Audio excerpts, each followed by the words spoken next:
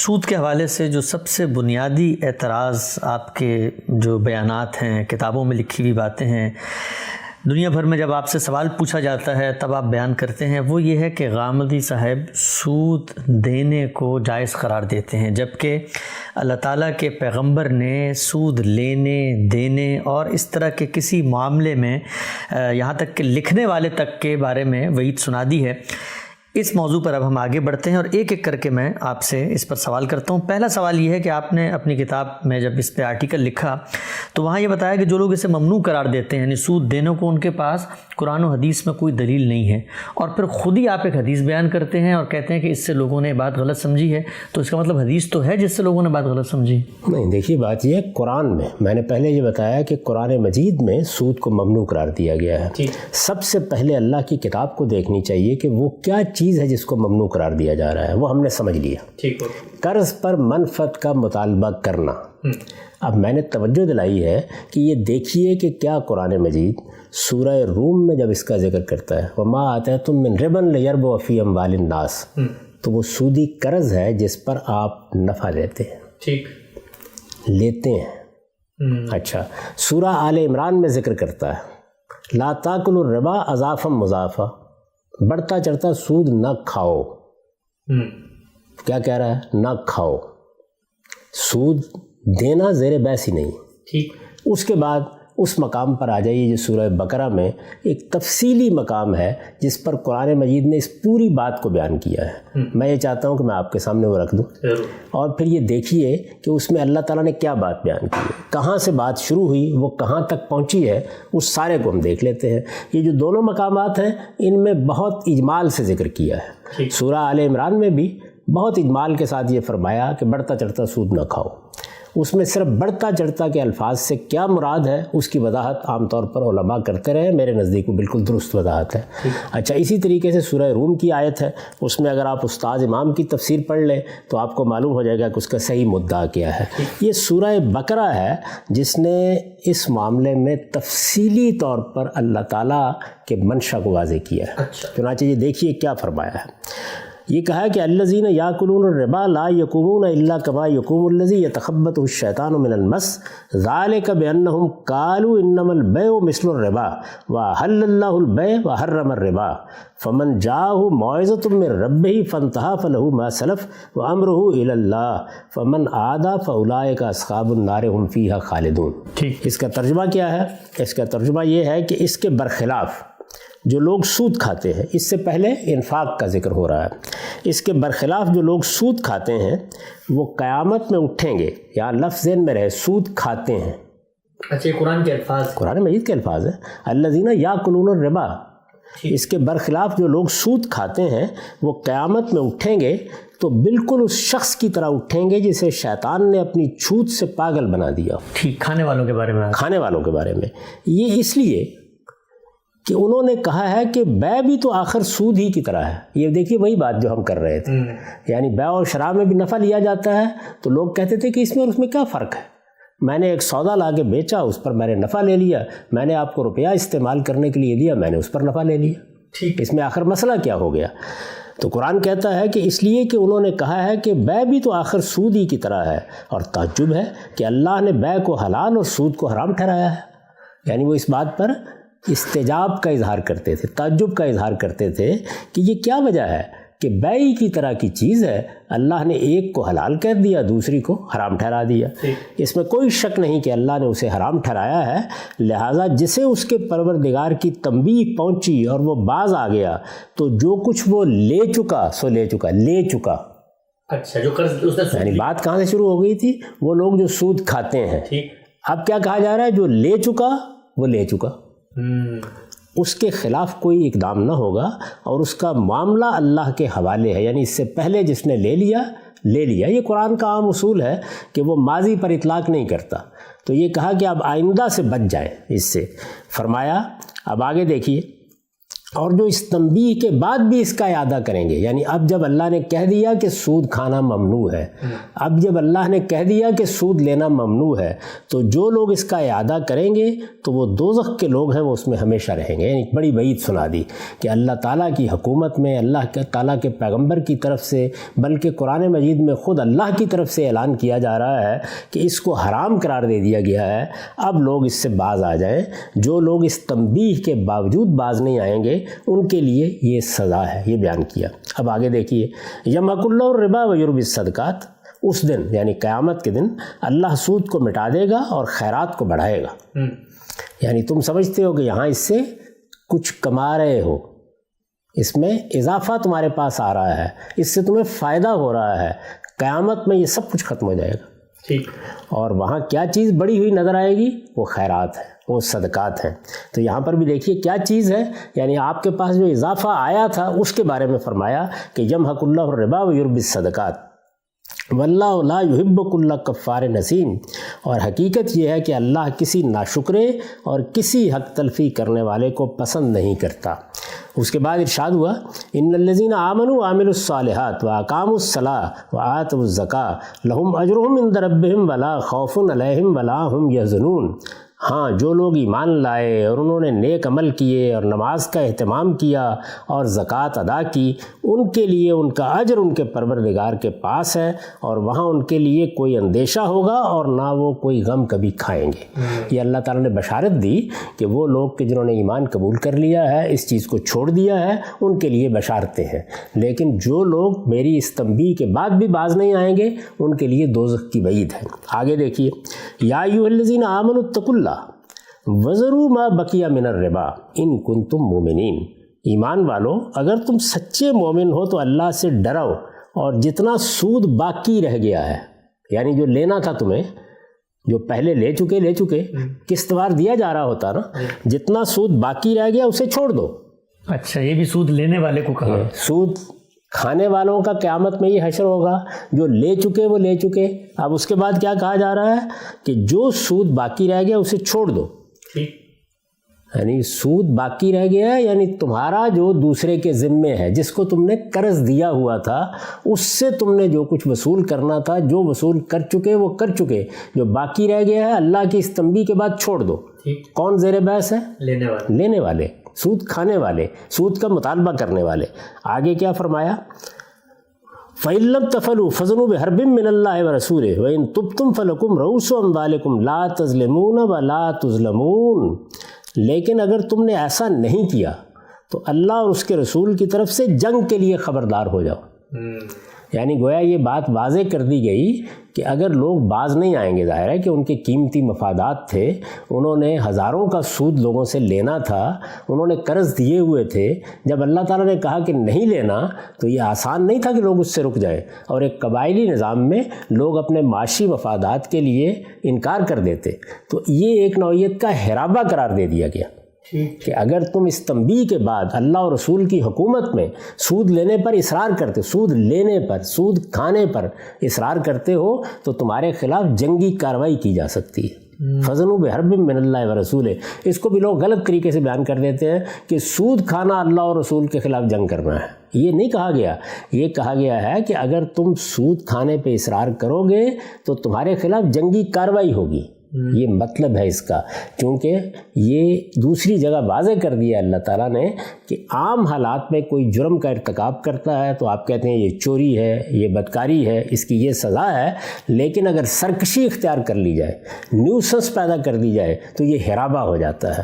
تو اب یہ بتایا کہ جب یہ کہہ دیا گیا ہے اور اللہ کے رسول کی حکومت میں کہہ دیا گیا ہے کہ کوئی شخص سود نہیں لے گا، تو اب اگر سود کا مطالبہ کرو گے، اب سود کھاؤ گے، اب لوگوں سے سود دینے کے لیے کہو گے تو یہ اللہ اور رسول کے مقابلے میں آنا ہے، اور اس کے نتیجے میں جنگ کی دھمکی دے دی۔ تو فرمایا کہ فَإِن لَّمْ تَفْعَلُوا فَأْذَنُوا بِحَرْبٍ مِّنَ اللَّهِ وَرَسُولِهِ وَإِن تُبْتُمْ فَلَكُمْ رُءُوسُ أَمْوَالِكُمْ، اور اگر توبہ کر لو، یعنی باز آ جاؤ، سود لینے سے انکار کر دو، اللہ کی تنبیہ پر سر تسلیم خم کر دو، اگر توبہ کر لو تو تمہاری اصل رقم کا تمہیں حق ہے۔ اصل رقم کس کی ہے؟ وہ جو بندے قرض دینے والے کی، سود کھانے والے کی۔ تو یہ کہا کہ اصل رقم کا تمہیں حق ہے، یعنی وہ تم مطالبہ کر سکتے ہو، سود کا مطالبہ نہیں کر سکتے، یعنی اس پر منفعت کا مطالبہ نہیں کر سکتے۔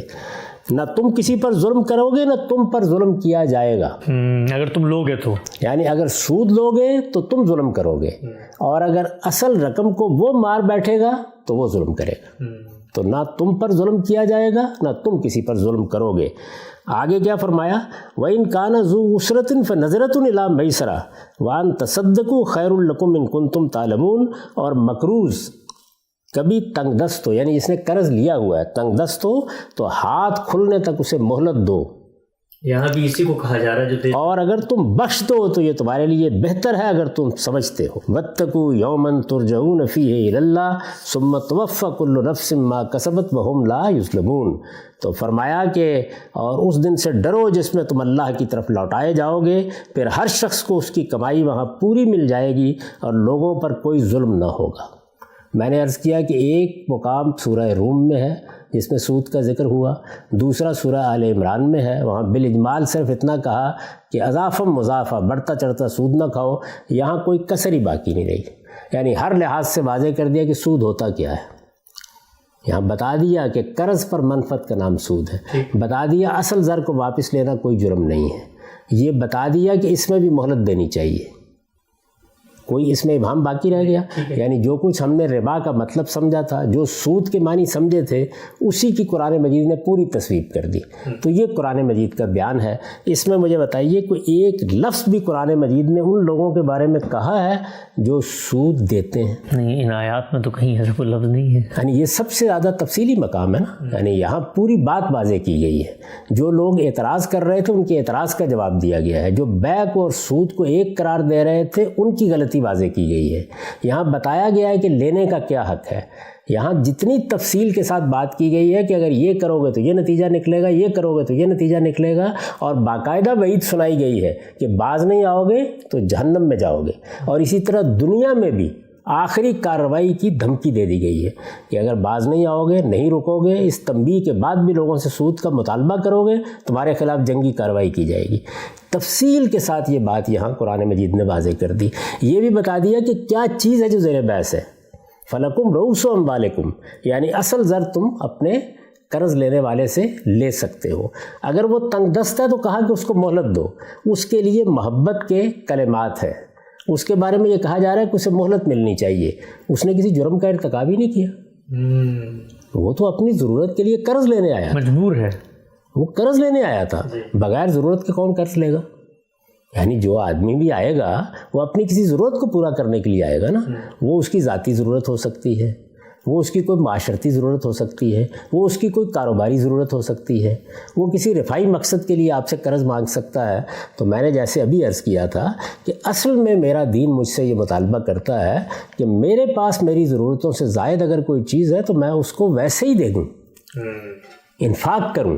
اور آپ یہ دیکھیے جو آیات ہیں ان سے پہلے بڑی تفصیل کے ساتھ یہ بتایا ہے کہ انفاق کتنی بڑی نیکی ہے۔ ہمارے دین کی بنیادی دو چیزوں پر قائم ہے، اللہ سے تعلق کے لیے نماز اور بندوں کے ساتھ خیر اور نیکی کے لیے انفاق۔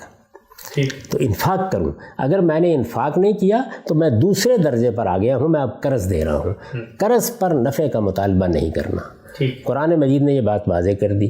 سوال یہ ہے کہ اگر سود دینا یا قرض جا کے کسی سے لینا یہ بھی کوئی بری بات ہوتی تو قرآن مجید یہ کہتا، ان لوگوں سے بھی کہتا کہ تم آئندہ سے قرض نہیں لو گے، اس کے لیے کوئی شخص نہیں جائے گا۔ کوئی ایک لفظ آپ مجھے بتا دیں قرآن مجید میں ان لوگوں کے بارے میں کہا گیا ہو۔ تو سب سے پہلے یہ جاننا چاہیے کہ جب ہمارے دین میں کوئی بات کہی جاتی ہے تو اللہ کی کتاب کو دیکھیں گے نا، اللہ کی کتاب میں جب کوئی چیز زیر بحث آ جائے تو پھر اس کو سامنے رکھ کر اس کو بنیاد بنا کر روایات کی طرف جاتے ہیں۔ اس ترتیب کو بدلنا بہت ضروری ہے۔ دونوں رویے بالکل غلط ہیں، یعنی قرآن مجید کو سامنے رکھا، کسی روایت کو سامنے رکھا اور چیز کو ایک بنا دیا، اسی طریقے سے روایت کو سامنے رکھا اور روایت کو اٹھا کر آپ نے قرآن مجید کے اندر ڈال دیا۔ آپ کو کیا کرنا ہے، صحیح طریقہ کیا ہے؟ سب سے پہلے اگر وہ معاملہ قرآن مجید میں زیر بحث آ گیا ہے تو اللہ کی کتاب کے پاس جائیے۔ مجھے یہ بتائیں کہ اگر یہ دونوں یکساں جرم تھے، یہ ایک ہی درجے کا گناہ تھا، تو پھر دوسرے لوگوں کے بارے میں قرآن مجید نے کچھ کہا کیوں نہیں؟ ان کے خلاف جنگ کی کیوں نہیں بات کی؟ پھر ان کے خلاف یہ جنگ کی کیوں بات نہیں کی؟ ان کو کیوں نہیں کہا کہ تم بھی جہنم میں جاؤ گے، باز نہیں آؤ گے؟ پاگل کر دیا ہے، یعنی ان کے بارے میں یہ ساری باتیں کیوں نہیں کہی گئی؟ کیا وجہ ہے اس بات کی؟ ایک ایک لفظ کو آپ ذرا غور کے ساتھ پڑھیے، اور میں ان لوگوں کو بھی دعوت دوں گا کہ جو اللہ کی کتاب کو سمجھنا چاہتے ہیں کہ وہ اس مقام کو کھولیں۔ یہ سورہ بقرہ ہے نا، سورہ بقرہ کے خاتمے پر یہ مقام آتا ہے، اس کو پڑھیں اور اس کے بعد مجھے یہ بتائیں کہ اس میں کوئی ادنا درجے میں بھی اشارہ بھی ملتا ہے اس بات کا؟ یعنی ایک تو یہ چیز ہوتی ہے نا کہ آپ نے کسی چیز کو صراحت سے بیان کیا، کوئی اشارہ بھی ملتا ہے؟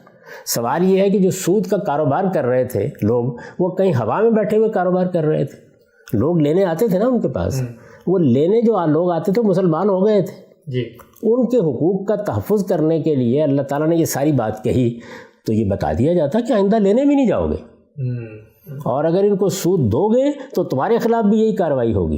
چلیے ان کے خلاف ذرا بڑی کارروائی، ان کے خلاف ذرا چھوٹی کارروائی بتا دیا جاتا کہ تمہاری وجہ سے تو ان کا کاروبار چل رہا ہے، کاروبار تو انہیں کی وجہ سے چل رہا ہے۔ تو مجھے یہ بتائیں کہ کوئی تعریض کا جملہ، کوئی طنز کا جملہ، کوئی تنبیہ کا جملہ، کوئی توجہ دلانے کا جملہ بھی ان کے بارے میں کہا ہے؟ آخر ہم حرمتوں اور حلتوں کے فیصلے کرتے وقت اللہ کی کتاب کی روشنی میں آگے کیوں نہیں بڑھتے؟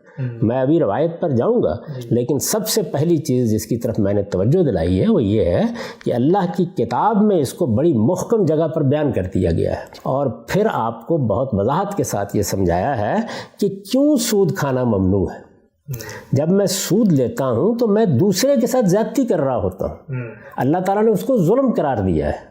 میں اپنے اخلاقی وجود کے خلاف ایک اقدام کر رہا ہوتا ہوں کہ میں ایک بھائی ضرورت مند کو کوئی چیز دے کے اس پر نفع کا مطالبہ کر رہا ہوں۔ اللہ تعالیٰ کے یہاں جو چیزیں ممنوع قرار دی جاتی ہیں ان کے پیچھے کوئی حکمت ہوتی ہے، کوئی بات ہوتی ہے، اور یہاں یہ نہیں کہ میں کوئی حکمت اس میں داخل کر رہا ہوں، اس کو خود اللہ تعالیٰ نے بیان کر دی ہے۔ کون ہے کہ جو سود کھاتے ہیں؟ کون ہے کہ جو قیامت میں اٹھیں گے تو اس طرح اٹھیں گے کہ گویا شیطان نے سود سے ان کو پاگل بنا دیا ہے؟ یہ سب باتیں کن کے بارے میں کہی ہیں؟ سود دینے والوں کے بارے میں کہی ہیں۔ یہ جو کہا کہ جو لے چکے وہ لے چکے، اب اس کے بعد مطالبہ نہیں کر سکتے، یہ سود دینے والوں کو کہا ہے۔ ایک لفظ ہی اللہ تعالیٰ کہہ دیتے کہ جو لوگ بیچارے جا کے قرض لیتے ہیں اور ان کو سود دینا پڑتا ہے، آج کے بعد وہ بھی باز آ جائیں۔ مان لیا ان کی مجبوری ہے، لیکن وہ باز نہ آئے تو ان کے خلاف بھی یہ کارروائی ہوگی، یا چلیے کارروائی نہ کریں اس لیے کہ مجبور لوگ ہیں، یہ کہہ دیں کہ اگر تم اس پر اصرار کرو گے اور پھر سود لینے کے لیے جاؤ گے اور سود دو گے تو قیامت میں یہ سزا ملے گی۔ نہ قیامت کی سزا کا کوئی ذکر، نہ مواخذے کا کوئی ذکر، نہ کوئی تنبیہ ان کو کی گئی۔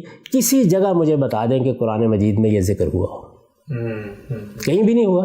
اب اس کے بعد پہلے اصولی بات سمجھیے، اور وہ یہ کہ اب کسی روایت میں کوئی بات آئے گی تو قرآن مجید نے جو محکم اصول قائم کر دیے ہوں گے ان کی روشنی میں اس کو سمجھا جائے گا۔ آپ ترتیب نہیں بدل سکتے، یہ فریم قرآن نے متعین کر دی ہے، یہ بتا دیا ہے کہ وہ کیا کر رہا ہے۔ یعنی آپ پھر اس کو سن لیجئے، پہلے اصول بیان کیا اور وہ یہ بتا دیا کہ لا تاکلوا اموالکم بینکم بالباطل، یہ قرآن مجید میں اصول ہے، اور وہاں بھی کیا کہا؟ لا تاکلوا اموالکم، یعنی تم یہ مال کھاؤ نہیں، غلط طریقے سے مال کھانا، چوری کر کے مال کھانا، غبن کر کے مال کھانا، ملاوٹ کر کے مال کھانا، ان سب میں یعنی یہ بالکل ایسے ہی ہے کہ آپ یہ کہیں کہ بھائی ٹھیک ہے ملاوٹ کرنے والے کو تو روکا گیا ہے، جس کو دیا گیا ہے اس نے بھی تو جا کے سودا خریدا تھا نا، اس کے ساتھ زیادتی ہوئی ہے، اس کے ساتھ ظلم ہوا ہے۔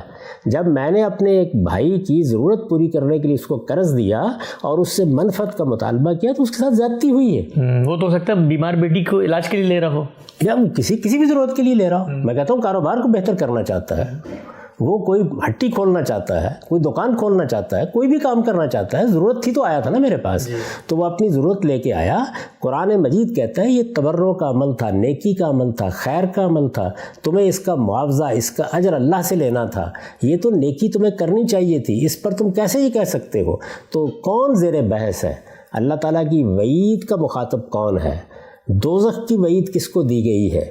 دنیا میں فضل بحرب من اللہ و رسول کس کو کہا گیا ہے؟ سود کھانے والوں کو، سود لینے والوں کو، سود کا مطالبہ کرنے والوں کو۔ قرآن مجید نے کسی جگہ اشارہ تک نہیں کیا اس شخص کے بارے میں جو قرض لینے کے لیے جا رہا ہے اور اس کو اس پہ سود دینا پڑ رہا ہے۔ یہ موقع تھا نا، یہ بتا دیا جاتا کہ دیکھو ہم نے روک دیا ہے، سود کھانا ممنوع قرار دے دیا ہے، ان کے ساتھ تو ہم نمٹیں گے لیکن آئندہ کوئی جائے گا بھی نہیں۔ ان کے بارے میں یہ بھی نہیں کہا کہ آئندہ نہیں جاؤ گے. اچھا, کوئی بات نہیں ہے قرآن مجید میں. تو اس کو پہلے محکم جگہ پر رکھ لے, یعنی طے کر لے کہ اللہ کی کتاب کس جگہ سے کسی چیز کی ممانعت کر رہی ہے. اس کے بعد پھر روایات میں ہم جائیں گے. روایات جتنی ہیں, اگر وہ 1 ہے 2 ہے 4 ہے تو لائیے, پھر میں آپ کو ان اصولوں کو سامنے رکھ کر یہ سمجھاؤں گا کہ روایت کو سمجھا کیسے جاتا ہے. اور یہ معاملہ صرف یہاں نہیں ہے, ہمارے یہاں ہر جگہ یہی ہوا. وہ ربا الفضل جس کا میں نے ابھی ذکر کیا, اس میں کیا ہوا ہے, یعنی قرآن مجید نے بتا دیا سود کیا ہے, قرآن مجید نے اس کے حدود معین کر دیے, سورہ بقرہ میں کوئی کسر نہیں چھوڑی. یعنی اگر کسی کو تعریف بھی متعین کرنی تھی تو یہاں سے متعین کر لیتا. اولاً تو اس کی کوئی ضرورت ہی نہیں تھی, اس لیے کہ یہ ایک عام معروف معلوم چیز تھی, لیکن اگر یہی کرنا تھا تو یہاں سے کر لیتے. ربا الفضل ایک نقد کا سود ہمارے یہاں روایتوں سے سمجھا گیا. میں نے ان کا تجزیہ کر کے اپنی کتاب میں بتایا ہے کہ راویوں نے ایک روایت سے ایک جملے کو پکڑا اور ایک جگہ ڈال دیا, دوسری جگہ سے پکڑا اور دوسری جگہ ڈال دیا. 2 الگ الگ باتیں بالکل غتربود ہو کر رہ گئی, یعنی ان کا مطلب ہی اب کسی کی سمجھ میں نہیں آتا. تو روایت کو ہمیشہ اللہ کی کتاب کی روشنی میں سمجھا جائے گا. اس بات پر ہم بہت تفصیلی گفتگو کر چکے ہیں کہ روایت ہے کیا. یعنی اللہ کا پیغمبر یہ کتاب دے کے دنیا سے چلا گیا, اللہ کے پیغمبر نے سنت قائم کر دی, یعنی وہ اعمال جاری کر دیے جو ہمیں کرنے ہیں. یہ دونوں چیزیں ہو گئیں, دین پایا تکمیل کو پہنچ گیا, اعلان کر دیا گیا کہ الیوم اکملت لکم دینکم. اب رسول اللہ صلی اللہ علیہ وسلم سے سنی ہوئی کوئی بات لوگ آ کے بیان کر رہے ہیں, تو اس بات کو ہم دیکھیں گے کہ اس کی سند کیا ہے, اس کے الفاظ کیا ہیں, اس کا مدعا کیا ہے, اور پھر سب سے بڑھ کر یہ دیکھیں گے کہ قرآن مجید کے اوپر کیسے مبنی ہوتی ہے. قرآن نے جو بنیاد قائم کر دی ہے وہ کیسے اس کی تفہیم بنتی ہے, کیسے تبیین بنتی ہے. ایک شرع کو اٹھا کر قرآن مجید پر حاکم کیسے کر دیا جائے گا. یہ کیسے جسارت کی جائے گی کہ یہ کہا جائے کہ جس کے بارے میں قرآن نے ایک لفظ بھی نہیں کہا, یہ دونوں یکساں جرم ہے. سود کھانا اور سود دینا دونوں یکساں جرم ہے, دونوں کے لیے دوزخ کی وعید ہے, دونوں کے لیے فضل بحرب من اللہ و رسولہ. تو پھر مجھے قرآن میں دکھائیے, قرآن کیوں خاموش رہا, کیوں کوئی بات نہیں کی, کیوں اس کے بارے میں کہا کہ وہ تو مظلوم ہے.